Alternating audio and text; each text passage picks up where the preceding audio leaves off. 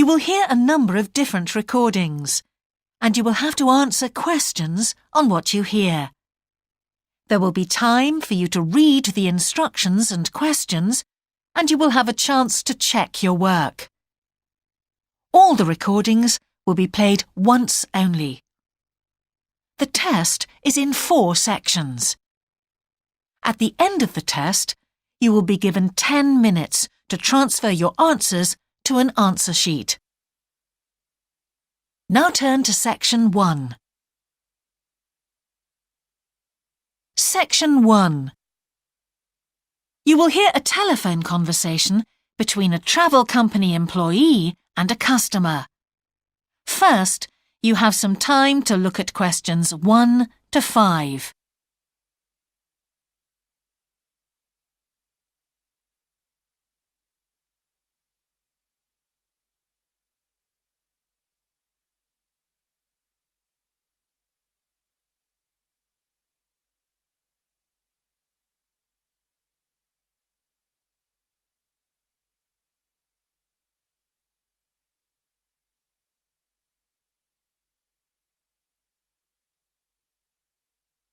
You will see that there is an example that has been done for you.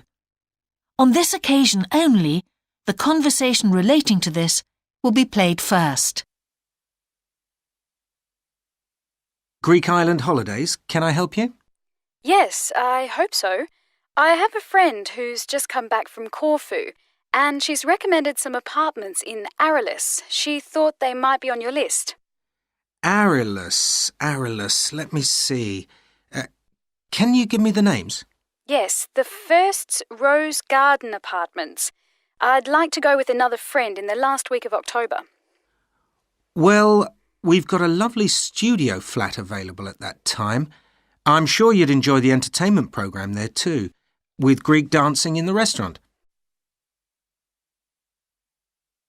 The entertainment programme offers Greek dancing, so Greek dancing has been written in the space. Now we shall begin. You should answer the questions as you listen, because you will not hear the recording a second time. Listen carefully and answer questions 1 to 5. Greek island holidays, can I help you? Yes, I hope so. I have a friend who's just come back from Corfu, and she's recommended some apartments in Arelis. She thought they might be on your list. Arelis, let me see. Can you give me the names? Yes, the first's Rose Garden Apartments. I'd like to go with another friend in the last week of October. Well, we've got a lovely studio flat available at that time. I'm sure you'd enjoy the entertainment programme there too, with Greek dancing in the restaurant. And the cost for each of us? £219. That sounds very reasonable. I'm just jotting down some notes. Now, the second one she mentioned was called Blue Bay. Blue Bay. Yes, in fact, that's very popular, and it has some special features. Really? The main attraction is the large swimming pool with salt water. Much healthier, I understand. That's right. And it isn't far from the beach either, only 300 metres. And only around half a kilometre to some shops, so you don't have to be too energetic. Is it much more expensive than the first one? Let me just check. I think at the time you want to go, it's around £260. No, £275 to be exact. Right, I've got that. Now, there are just 2 more apartments to ask you about. I can't read my own writing. Something to do with sunshine, is it? I think you meant the Sunshade Apartments. They're on a mountainside. Any special features? Yes, each room has its own sun terrace, and there are shared barbecue facilities. Ooh, sounds lovely. Yes, it is rather well equipped. It also provides water sports. It has its own beach. There are facilities for water skiing. Any kite surfing? My friend's quite keen. Not at the hotel, but I'm sure you'll find some in Arelis. There's also satellite TV in the apartments. And how much is that one? £490 with 2 sharing. You mean £245 each? I'm afraid not. Each person has to pay that amount and there must be at least 2 in an apartment. Oh, I don't think that would be within our budget, unfortunately. And the last one sounds a bit expensive too. The Grand? Actually, it's quite reasonable. It's an older style house with Greek paintings in every room and a balcony outside. Sounds nice. What are the views like? Well, there are forests all round and they hide a supermarket just down the road, so that's very useful for all your shopping needs. There's a disco in the area too. And the price? £319 at that time, but if you leave it till November, it goes down by 40%. Too late, I'm afraid. Well, why don't I send you a brochure with full details, Miss... Nash. But don't worry about that. I'm coming to Upminster soon, and I'll call and get one. I just wanted to get an idea first. Well, that's fine. We've got plenty here when you come. Before you hear the rest of the conversation, you have some time to look at questions 6 to 10.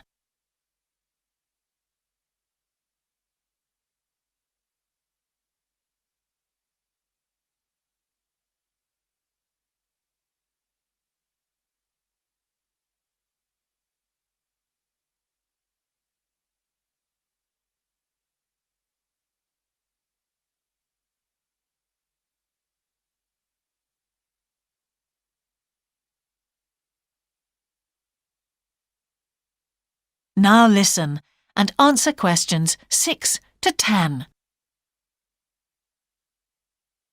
If you've got a minute, could I just check a couple of points about insurance?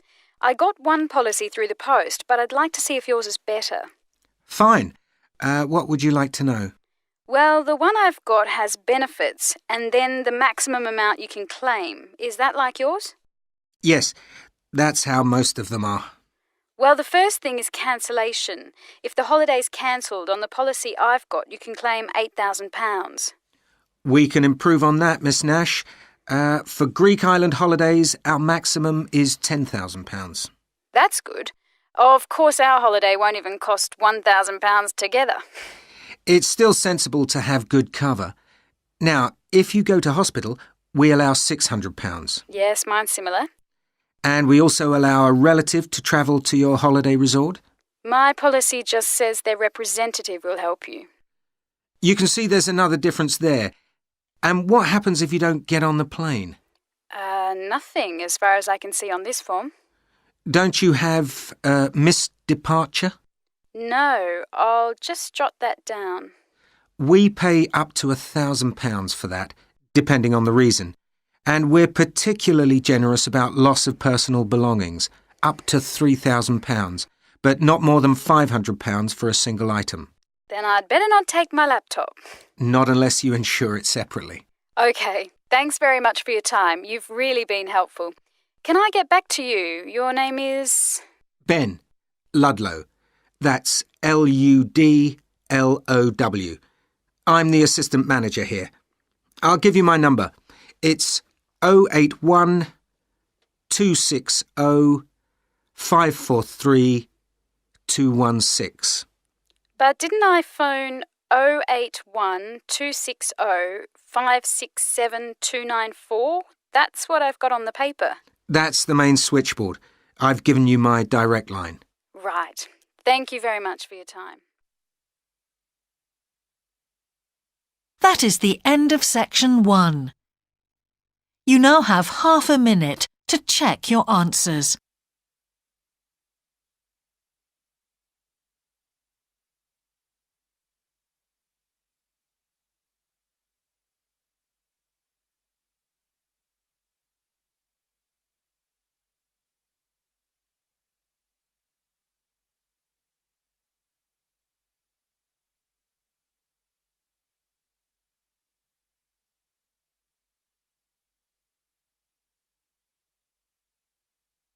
Now turn to section 2.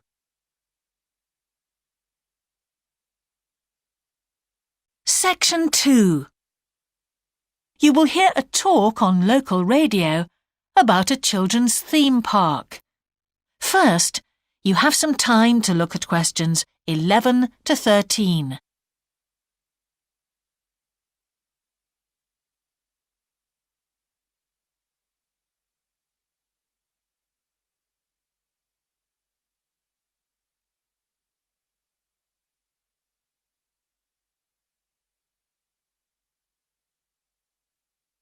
Now listen carefully and answer questions 11 to 13.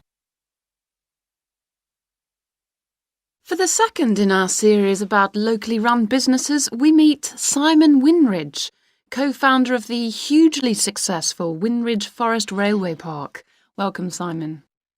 Now, perhaps you can begin by telling us a little bit about how it all started. Well, during the 1970s, my wife Liz and I had just acquired 80 acres of sheep farming land, and we decided to settle down and have children. Pretty soon we had a daughter, Sarah, and a son, Duncan. The place was wonderful for the kids. They particularly loved trains and gradually built up an enormous network of miniature railway track. I began to develop larger-scale models of locomotives, but we didn't think anything more of it until I went on a trip to a theme park near Birmingham and decided we could do a much better job. So we set up a small one ourselves, based on the miniature railway, and we opened to the public for just a month that year, 1984, in July, our driest month, because our children said they didn't want our guests to have a miserable wet visit. I dealt with park business and Liz carried on with the farm work. It soon became clear that we were onto a winner. We began to extend the railway track and lay it among more interesting landscape by planting trees, which in turn attracted more wildlife, and by making cuttings through the rock. Nowadays, we're open all year round, and we're pleased to say that Winridge is one of the most popular visitor attractions in the area, with 50,000 visitors a year. 1.5 million people have been through our doors since we opened. Before you hear the rest of the talk, you have some time to look at questions 14 to 20.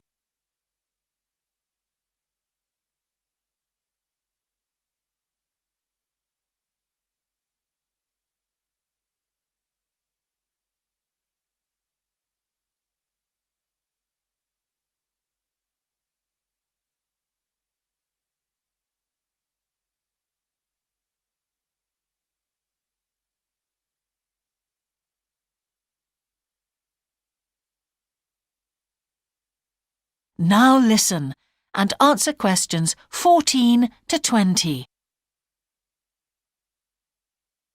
All these visitors mean we have had to expand our operation, and it's now a truly family concern.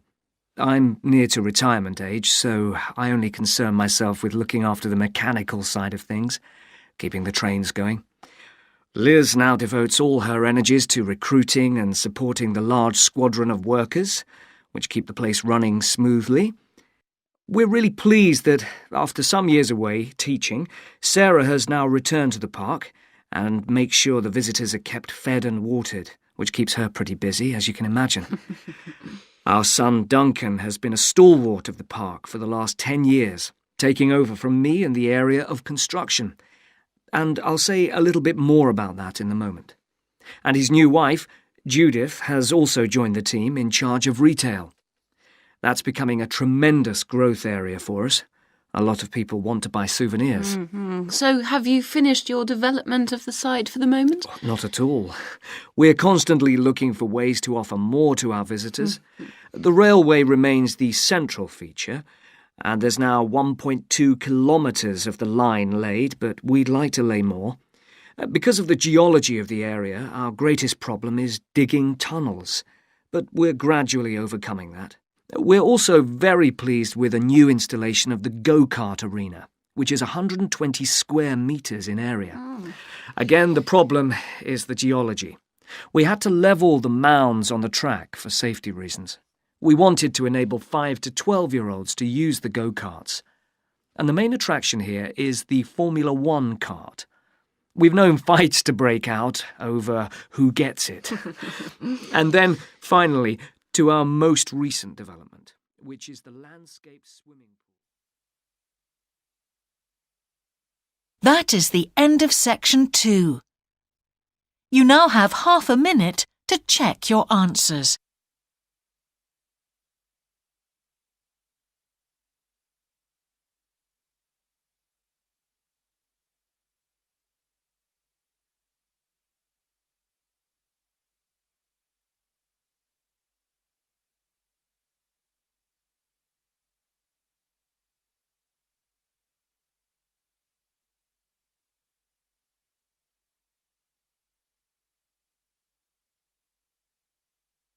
Now turn to section 3.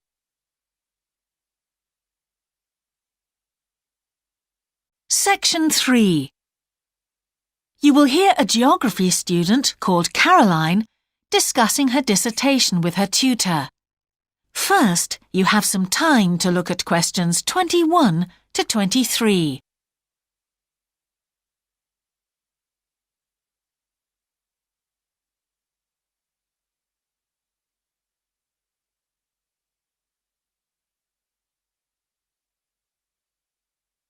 Now listen carefully and answer questions 21 to 23. Ah, Caroline. Come on in, sit down. Thanks. So how's the dissertation planning going? Well, Dr. Shulman, I'm still having a lot of trouble deciding on a title. Well, that's perfectly normal at this stage. And this is what your tutorials will help you to do. Right. What we'll do is jot down some points that might help you in your decision. First of all, you have chosen your general topic area, haven't you?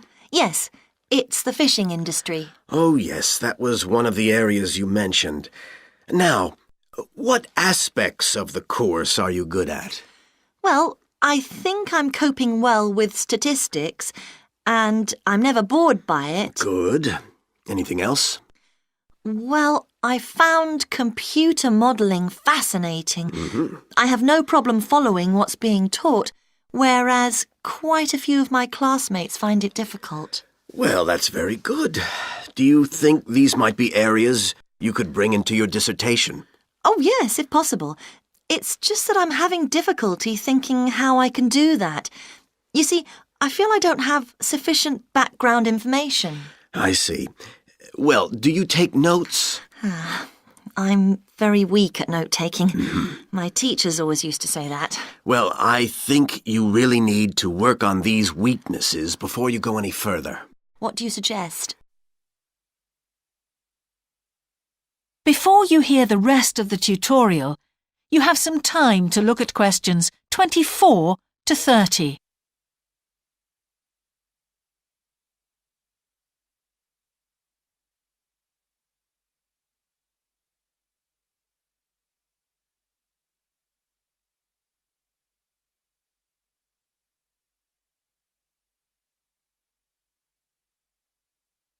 Now listen and answer questions 24 to 30.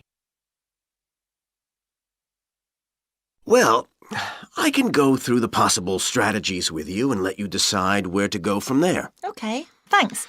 Well, some people find it helpful to organize peer group discussions. You know, each week a different person studies a different topic and shares it with the group. Oh, right. It really helps build confidence. Yeah. You know, having to present something to others. I can see that. The drawback is that everyone in the group seems to share the same ideas. They keep being repeated in all the dissertations. OK. You could also try a service called Student Support. It's designed to give you a structured program over a number of weeks to develop your skills. Sounds good. Yes. Unfortunately, there are only a few places. Ah. But it's worth looking into. Yes, of course. I know I've got to work on my study skills. And then there are several study skills books you can consult. Right. They'll be a good source of reference. But the problem is, they are sometimes too general. Yes, that's what I've found. Other than that, I would strongly advise quite simple ideas, like using a card index. Well, yes, I've never done that before. Oh, it's simple, but it really works because you have to get points down in a small space. Another thing I always advise is don't just take your notes and forget about them. Read everything 3 times. That'll really fix them in your mind. Yes. I can see it'd take discipline, but... Well, if you establish good study skills at this stage, they'll be with you all your life. Oh, yes, I completely agree. It's just that I don't seem to be able to discipline myself. I need to talk things over. We'll be continuing these tutorials, of course. Let's arrange next month's now. Let's see. I can see you virtually any time during the week starting the 22nd of January. What about the 24th? I'm free in the afternoon. Sorry, I'm booked then. What about the following day? The Thursday? Yeah? I can make the morning. Fine. We'll go for the 25th then. That's great. Thanks. That is the end of section 3. You now have half a minute to check your answers.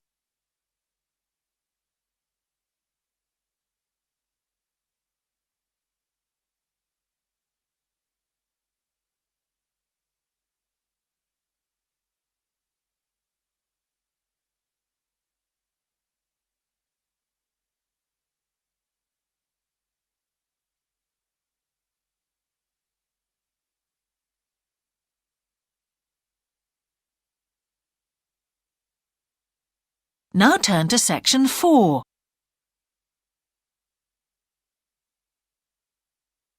Section 4. You will hear part of a lecture about an experimental design for a house. First, you have some time to look at questions 31 to 40.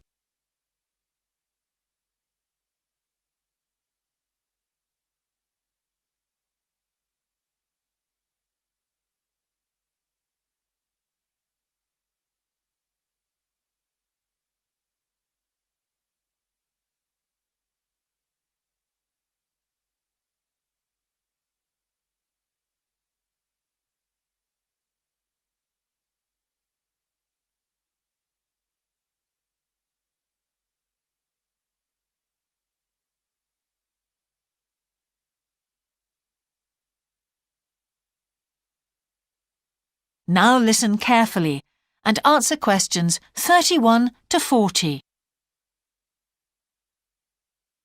Good morning. In the last few lectures, I've been talking about the history of domestic building construction. But today, I want to begin looking at some contemporary experimental designs for housing. So, I'm going to start with a house which is constructed more or less under the ground. And one of the interesting things about this project is that the owners, both professionals but not architects, wanted to be closely involved, so they decided to manage the project themselves. Their chief aim was to create somewhere that was as environmentally friendly as possible. But at the same time, they wanted to live somewhere peaceful. They'd both grown up in a rural area and disliked urban life. So the first thing they did was to look for a site, and they found a disused stone quarry in a beautiful area. The price was relatively low, and they liked the idea of recycling the land, as it were. As it was, the quarry was an ugly blot on the landscape, and it wasn't productive any longer either. They consulted various architects and looked at a number of designs before finally deciding on one. As I've said, it was a design for a sort of underground house, and it was built into the earth itself, with 2 stories. The north, east, and west sides were set in the earth, and only the sloping south-facing side was exposed to the light. That was made of a double layer of very strong glass. There were also photovoltaic tiles fixed to the top and bottom of this sloping wall. These are tiles that are designed to store energy from the sun. And the walls had a layer of foam around them too to increase the insulation.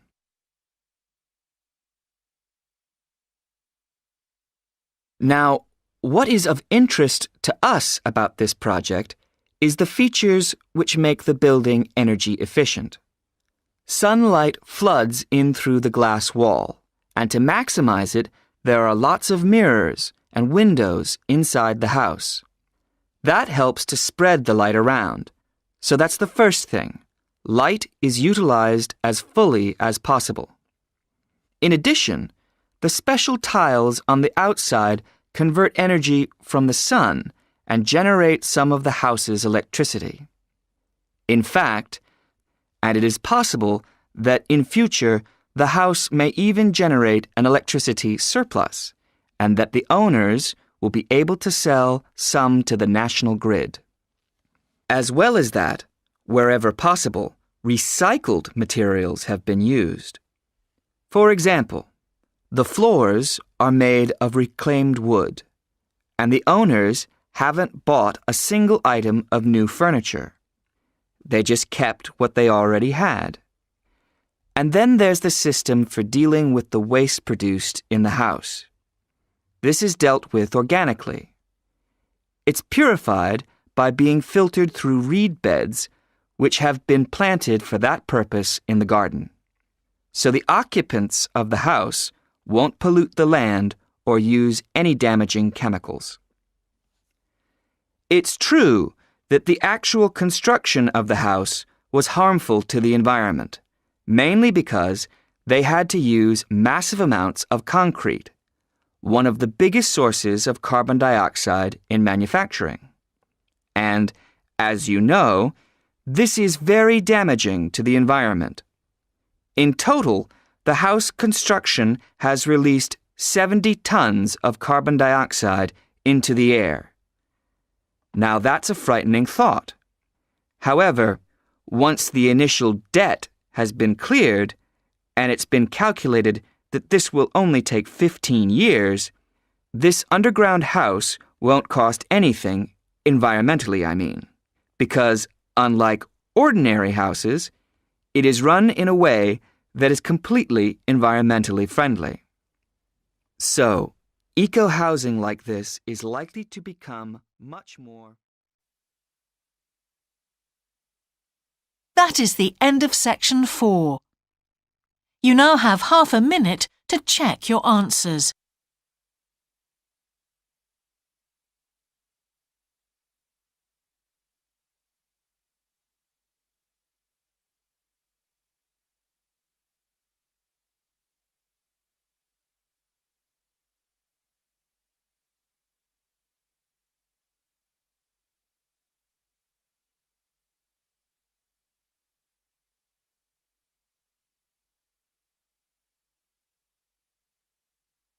That is the end of the listening test. In the IELTS test, you would now have 10 minutes to transfer your answers to the answer sheet.